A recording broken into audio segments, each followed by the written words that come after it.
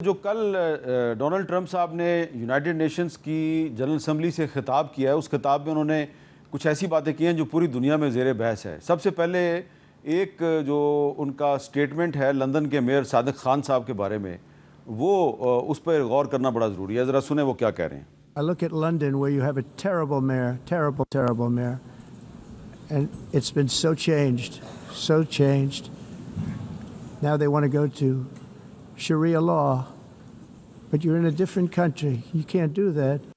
اب یہ Donald Trump صاحب جو ہیں انہوں نے دعویٰ کیا کہ صادق خان صاحب جو ہیں جو میئر ہیں لندن کے، وہ دراصل شریعت کا قانون جو ہے وہ نافذ کرنا چاہتے ہیں، اور یہ ایک طرح سے ایک الزام لگا دیا ہے ڈونلڈ ٹرمپ نے صادق خان صاحب پہ۔ صادق خان صاحب کا اس کے بارے میں کیا رد عمل ہے، ذرا وہ بھی دیکھیں۔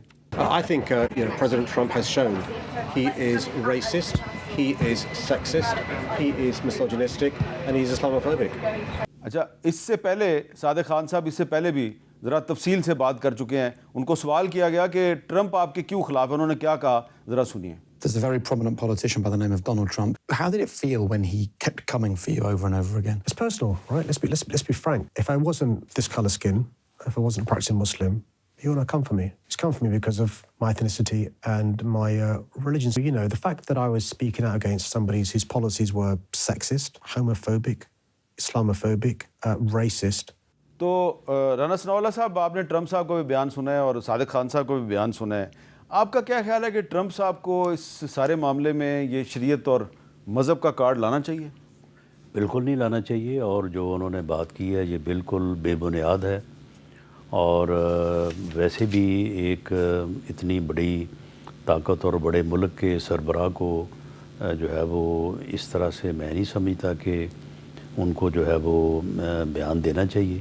ویسے تو خیر وہ نیو یارک کا جو الیکشن ہو رہا ہے میئر کا، اس میں بھی ایک زہران ممدانی، زہران ممدانی، اس کے متعلق بھی وہ کافی اس قسم کی گفتگو جو ہے وہ کر چکے ہیں۔ تو بہرحال یہ ان کا ایک سٹائل ہے، اور میرا خیال ہے کہ اس قسم کی جب وہ گفتگو کرتے ہیں تو اس کے اوپر وہ خود بھی اتنے سیریس نہیں ہوتے، دوسرے لمحے میں وہ اس سے مختلف بھی گفتگو کر دیتے ہیں۔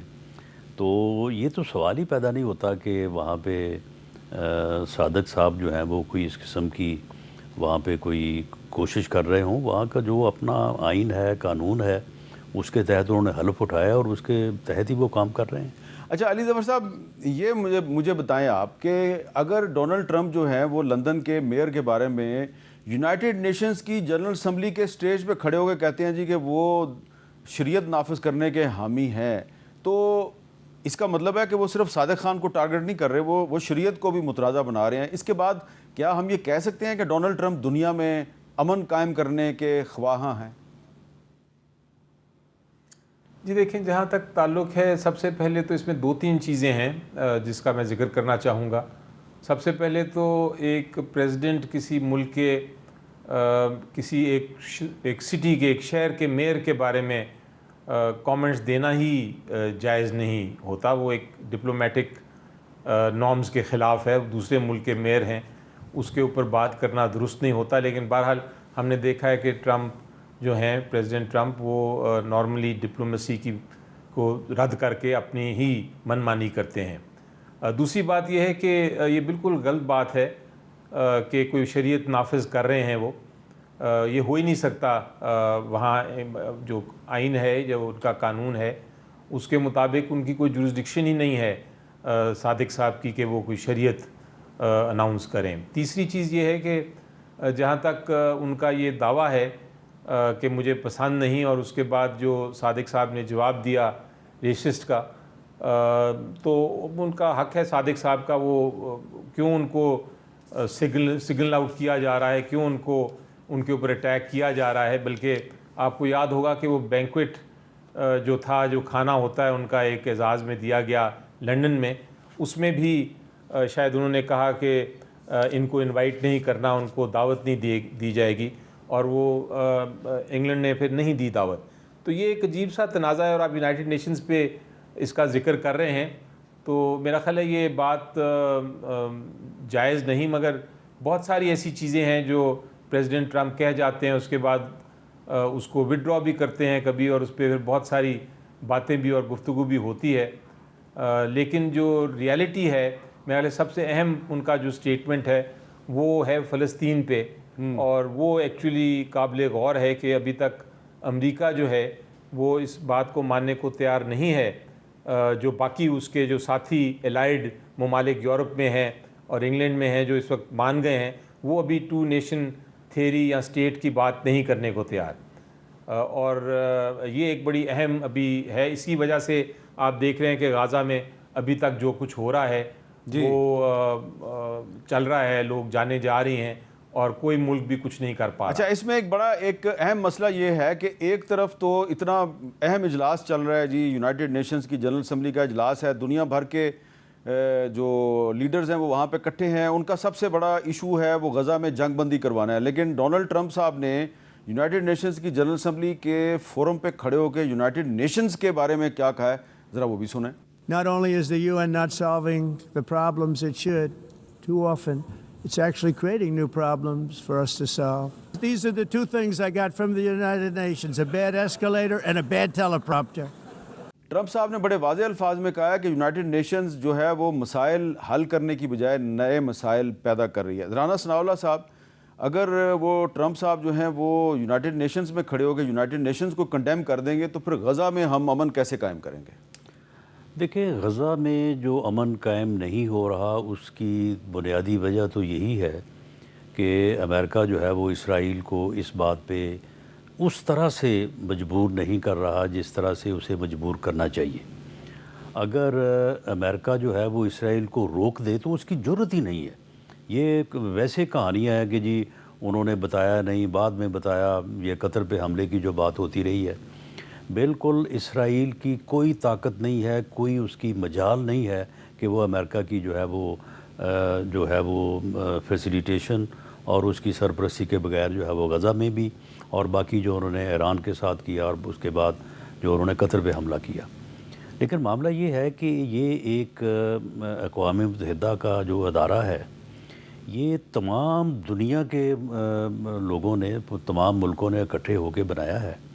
اس ادارے کا چلیں وہاں پہ کوئی ایسی طاقت تو نہیں ہے کہ وہ کسی ظلم کو روک سکے یا کسی ایسی چیز کو روک سکیں جو اقوام متحدہ میں یا اقوام عالم اکثریت کے ساتھ یا کنسنسس کے ساتھ جو ہے وہ روکنے کے حق میں ہوں، لیکن کم از کم وہاں پہ کسی بھی ظلم، کسی بھی برائی کے خلاف بات کرنے کا موقع تو ملتا ہے نا۔ چلیں ایمان کی پہلی نہیں تو دوسری حد تو ہے کہ وہاں پہ کھڑے ہو کے آپ جو ہے وہ کسی ظلم کے خلاف بات کر سکتے ہیں اور کسی مظلوم کو جو ہے وہ ساتھ دے سکتے ہیں۔ ہو سکتا ہے کہ وہاں پہ آپ کی ہوئی بات اور آپ کا جو ہے وہ وہاں پہ موقف جو ہے وہ کسی مظلوم کی دھارس بند آئے، کسی مظلوم کو طاقت دے کہ وہ اپنی جدوجہد کو جو ہے وہ جاری رکھے۔ تو پھر ایسے ادارے کو انڈرمائن کرنا اور اس کے متعلق اس قسم کی گفتگو جو ہے وہ پھر وہی پہلے والی بات ہے کہ ڈونلڈ ٹرمپ صاحب جو ہے وہ بس جو ان کی مرضی ہوتی ہے اس کے مطابق وہ بات کرتے ہیں اور بعض اوقات ان باتوں کے کوئی معنی نہیں ہوتے۔ اچھا علی ظفر صاحب، اب پاکستان میں کچھ لوگ جو ہیں وہ ڈونلڈ ٹرمپ صاحب کو بڑا پسند کرنا شروع ہو گئے ہیں، اس لیے کہ جی وہ انڈیا کو بہت امبیرس کرتے ہیں، لیکن اب انہوں نے یونائٹڈ نیشنز میں کھڑے ہو کے یونائٹڈ نیشنز کو امبیرس کر دیا ہے، تو جو یونائٹڈ نیشنز کا جو کردار ہے کیا وہ اس کے بعد کمزور نہیں ہو جائے گا، اس کی رٹ ختم نہیں ہو جائے گی؟ اور کیا اب یونائٹڈ نیشنز کو غور نہیں کرنا چاہیے کہ اپنا ہیڈ کوارٹر نیو یارک سے کہیں اور لے جائے؟ جی دیکھیں، یونائٹڈ نیشنز جو ہے اس سے پہلے لیگ آف نیشنز ہوتی تھی، وہ فیل ہو گئی کیونکہ وہ کسی طرح بھی اپنے جو قراردادیں تھیں اس پہ عمل درآمد نہیں کر سکتی تھی۔ یونائٹڈ نیشنز بھی اس کے بعد بنائی گئی اور خیال تھا کہ یہ ایک بڑی ایفیکٹو آرگنائزیشن ہوگی، یونین آف نیشنز ہوگی، اور یہ کچھ عرصے تک تو یہ بات درست رہی، لیکن پھر اس کا جو مین مسئلہ ہوا وہ ویٹو رائٹس تھیں۔ 5 ممالک کو ویٹو کی رائٹس دے دی گئیں، تو اس کی وجہ سے یونائٹڈ نیشنز دیکھا ہم نے کہ آہستہ آہستہ وہ اس کا بھی بالکل ہی وہ ایک طرح سے بیکار ایک ڈیبیٹنگ کلب ہی رہ گیا۔ آپ اپنی آواز تو ضرور اٹھا سکتے ہیں، لیکن بہت سارے معاملات میں جہاں ضرورت تھی ایکشن لینے کی، جس طرح کشمیر کا معاملہ ہے، وہ نہیں لے سکے۔ تو میری نظر میں یونائٹڈ نیشنز میں وہ فیل ہو گئی ہے، اور اس میں جب تک یہ ویٹو رائٹس کو آپ ختم نہیں کریں گے تب تک وہ ایفیکٹو نہیں ہوگی، اس پہ عمل درآمد نہیں ہو سکے گا، اس کی جو ریکوائرمنٹس ہیں اور ریزولوشنز ہیں۔ اسی تیسری ایک اور وجہ بھی ہے کہ جو یونائٹڈ نیشنز کا ہیڈ کوارٹر ہے وہ نیو یارک میں ہے، اور اس کا جو سارا کا سارا خرچہ ہے تقریباً وہ یونائٹڈ نیشنز کا خرچہ جو ہے یو ایس اے اس کو کرتا ہے، تو اس لیے ان کا ایک بڑا فورس ہے، اور باقی میرا خیال ہے ممالک جو ہیں وہ اس کا خرچہ برداشت کرنے کے لیے تیار نہیں ہیں شاید۔ بہت اچھا ہو اگر اس کا ہیڈ کوارٹرز کہیں شفٹ ہو جائے نیوٹرل جگہ پہ، تو شاید، اور سب کو کنٹریبیوٹ کرنا پڑے، سب کو اس کے خرچے اٹھانے پڑے، تو شاید وہ زیادہ مزید افیکٹو ہو جائے۔ لیکن فی الحال پوزیشن یہ ہے کہ یونائٹڈ نیشنز کا جو ہیڈ کوارٹرز کا ٹوٹل خرچہ ہے تقریباً وہ یونائٹڈ اسٹیٹس اس کو چلا رہا ہے، اور اس لیے ڈپینڈنسی بہت زیادہ ہے یونائٹڈ اسٹیٹس پہ۔ اور اس کے علاوہ یہ ویٹو رائٹس جو میں نے کہا، 5 ممالک ہیں، ان کا کوئی نہ کوئی انٹرسٹ ہوتا ہے، وہ ویٹو کر دیتے ہیں، اور اس کی وجہ سے یہ جو ہے اس کی قراردادیں بھی اور اس کے جو فیصلے ہیں ان پہ عمل درآمد نہیں ہوتا۔